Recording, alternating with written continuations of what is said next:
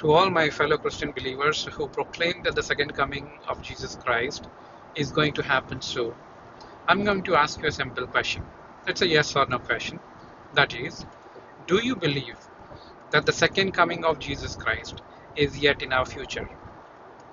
And if the answer to that question is yes, I have a challenge for you, and it's a loving, godly challenge to compare your understanding about the second coming of Jesus Christ with that which the Lord Himself had and taught to His disciples. Because if you believe in the second coming of Jesus Christ, which I also believe, then we have to draw our understanding from the one who actually spoke about it, which is none other than Jesus Christ Himself. I have three references for you to examine, study, and understand, and then let the word speak to you plainly as to the time frame in which Jesus was to come a second time.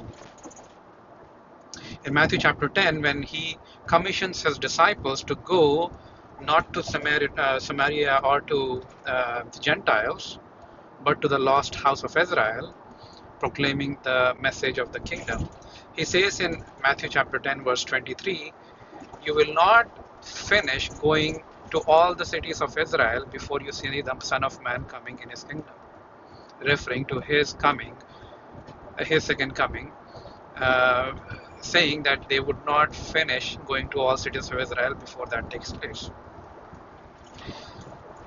In Matthew chapter 16, verse 27, Jesus says that the Son of Man is going to come into the kingdom with the glory of His Father and with His angels, and He would reward everyone. I'm paraphrasing.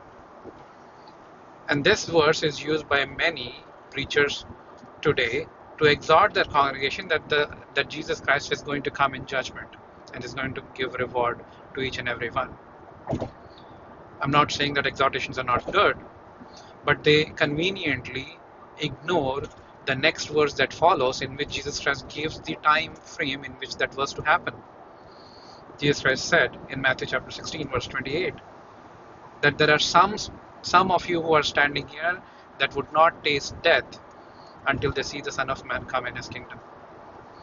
Therefore, from these two verses, we can conclude that Jesus Christ taught and preached that His coming into His kingdom would take place in the lifetime of His contemporaries before that generation passed away. I'll come with the third reference in the next one.